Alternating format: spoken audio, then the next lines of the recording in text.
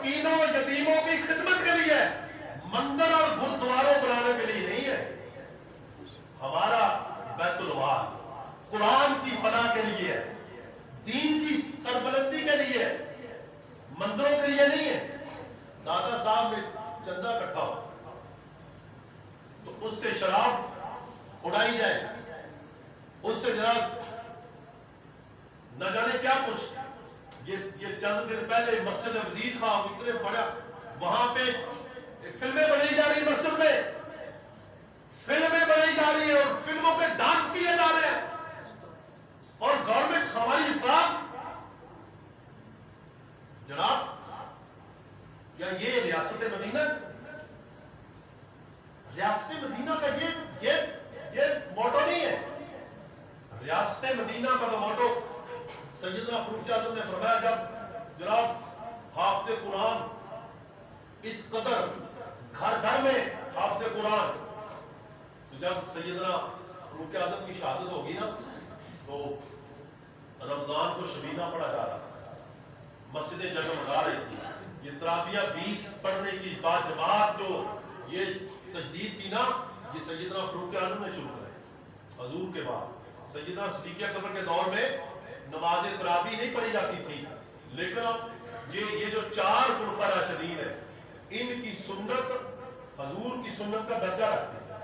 جو حضور نبی کریم صلی اللہ علیہ وسلم کی سنت پاک، ان کے لفظ بھی حدیث پاک میں جاتے ہیں. سیدنا صدیق اکبر، سیدنا فاروق اعظم، سیدنا عثمان غنی اور سیدنا مولانا مشکل شاہ شیر خدا رضی، یہ حدیث پاک ان کے جو قول و فعل ہے یہ حدیث پاک کا درجہ ہے. تو نبی کریم صلی اللہ علیہ وسلم کے اس غلام نے اللہ کے گھروں کو روشن کر دیا. جب قرآن پڑھا جا رہا تھا اور شبینہ پڑھا جا رہا تھا تو حضرت مولا مشکل شاہ شیر خدا رضی اللہ تعالیٰ، آج امام بارگاہوں میں حضرت مولا علی اور فاروق اعظم کو دشمن بنا کے پیش کیا جائے گا. ایک دوسرے کے ساتھ اتنا سیدنا فاروق اعظم کو توبہ نوز باللہ آپ پہ نام تان کیا جائے گا. ہم کہتے ہیں کہ شان اہل بیت پاک کو ہر مومن کو کرنی چاہیے، عظمت اہل بیت پاک ہر مومن کو کرنی چاہیے، مگر عظمت اہل بیت پاک کی آڑ میں حضور کے کسی صحابی پہ نام تان کرنا، نہ مولا علی راضی ہوں گے، نہ حسنین کریمین راضی ہوں گے، نہ سیدہ کائنات راضی ہوں گے. جبکہ سیدنا فاروق اعظم صرف صحابی رسول نہیں، نبی کے رشتہ دار بھی ہیں، مولا علی کے داماد بھی ہیں. یہ رشتہ دار ہے، یہ قربت داروں میں ہے، قرابت داروں میں ہے، رشتہ داروں میں ہے. اہل بیت طہار کی مودت کا حکم آیا ہے اور قرآن پاک میں ہی قربت داروں کی بھی مودت کا ہی حکم آیا. ان سے بھی مودت کرو جو نبی کے رشتہ دار ہیں.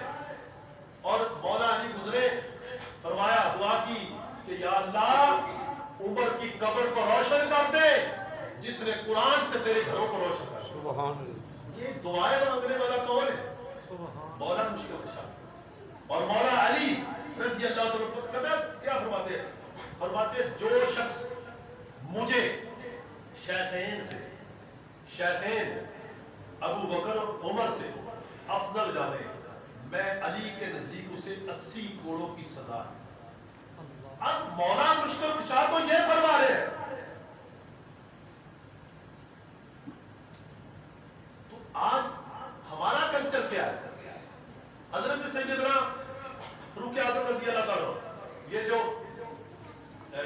دریائے نیل تھا نا، دریائے نیل کا علاقہ جب فتح ہوا تو وہاں ہمارے علاقوں میں رسمیں ہیں نا کہ اگر بچی کی شادی ہے تو رسمیں، بیٹے کی شادی رسمیں، حتیٰ کہ یہ رسمیں ہم بزرگوں کے تہوار جب عرس وغیرہ، ان عرسوں کو بھی یہ اسلامی شاعر ہے، ان اسلامی شاعر یعنی اسلام کی نشانیاں، اسلام کے مراکز، ان کو بھی ہم نے رسموں میں ڈال دیا. اسلام میں رسم نہیں ہے، اسلام میں سنت نبی صلی اللہ علیہ وسلم، سنت نبی، سنت نبی، کلچر. ہم نے کلچر کون سا فالو کرنا ہے؟ اب کلمہ تو پڑھ لیا لا الہ الا اللہ محمد رسول اللہ، اقرار تو کر لیا ہم نے اسلام میں. اب آپ سب مسجد کا گیٹ اندر آ گئے، اب آپ مسجد کے اندر بیٹھ کے بھی آپ پسند کو پسند کریں تو آپ کو کیا مسجد میں بیٹھنے کا گناہ ملے گا یا ثواب ملے گا؟ اب اسلام کے اندر ہماری انٹری ہو چکی، اب انٹر ہو کے تو جناب کلچر کون سا فالو کرنا ہے؟ اسلامی کلچر۔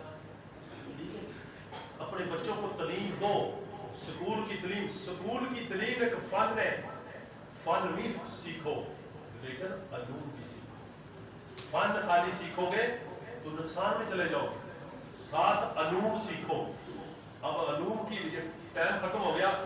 سیدنا فاروق اعظم نے جب یہ دریائے نیل کا علاقہ فتح تو وہاں پہ ایک رسم بڑی بےہودہ رسم تھی۔ دریائے نیل پہ یہ عصاب، یہ جنات کا اثر ہوتا تھا، شیاطین کا۔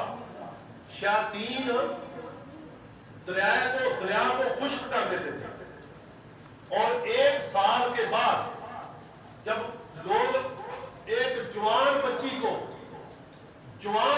کو دلہن بنا کے ڈولی میں بٹھا کے دریائے نیل کے اندر جا کے بٹھاتے تھے، شیاطین جنات اس پہ حملہ کر کے اسے مردہ کر کے باہر پھینک دیتے تھے، صبح لاش اٹھاتے تھے، پھر دریائے نیل چلتا تھا۔ جب اسلام آیا، سیدنا فاروق اعظم کا دور خلافت کے اندر وہ علاقہ فتح ہوا دریائے نیل کا، امیر المومنین تک یہ جب خبر پہنچی تو سیدنا فاروق اعظم نے وزٹ کیا اور 2 یا 3 صدریں آپ نے رکا لکھا۔ اب آپ سب غور کریں، یہ فاروق اعظم ایکسپورٹ کتنی پڑے؟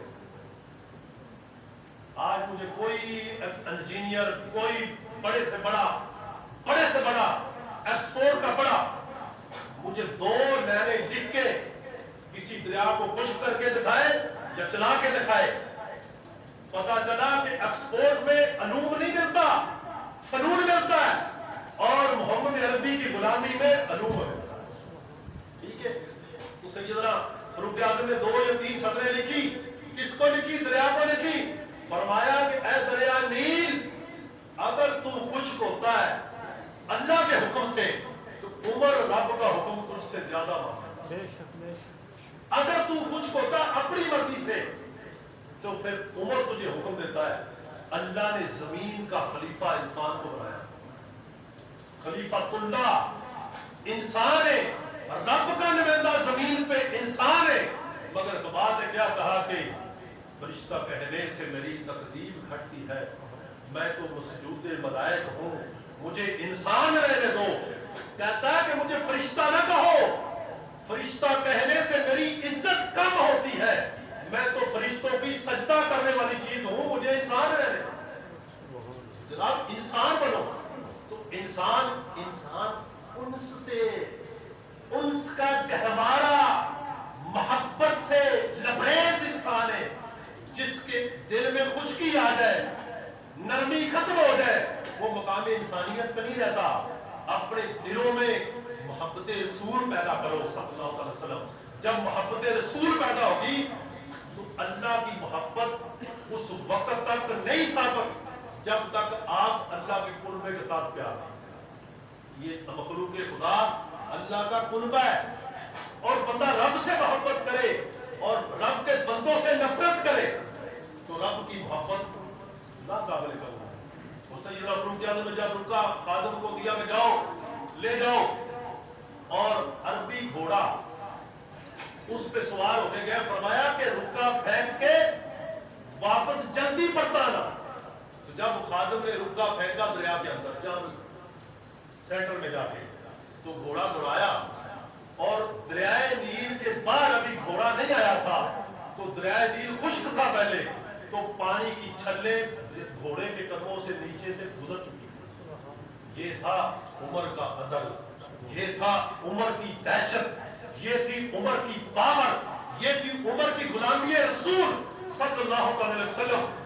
سیدنا فاروق اعظم رضی اللہ عنہ، وہ دریائے نیل قیامت والے دن تمام دریا خشک ہو جائیں گے، تمام پانی دریا خشک ہو جائیں گے، لیکن دریائے نیل اس دن بھی اسی سطح پہ چلے گا جس سطح پہ رسول اللہ کے غلام نے چلایا۔